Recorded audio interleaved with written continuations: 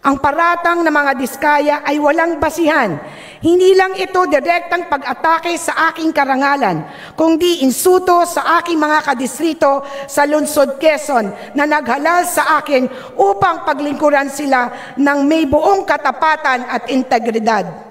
Ang trabaho ng mababatas ay magbasa at maging representante ng mamamayan sa pagbabalangkas ng national budget.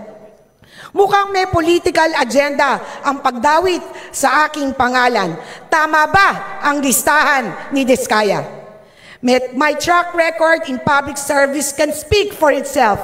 I have never been charged nor been involved with any corruption. I will not allow myself nor the constituents I represent to be dragged into the mud by individuals peddling lies for their own selfish agenda.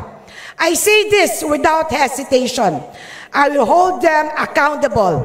My office will launch an exhaustive investigation regarding this matter. I will also file a libel case against the Diskaya so they may answer before the proper court of law for this deliberate action to destroy my reputation by deceiving the public.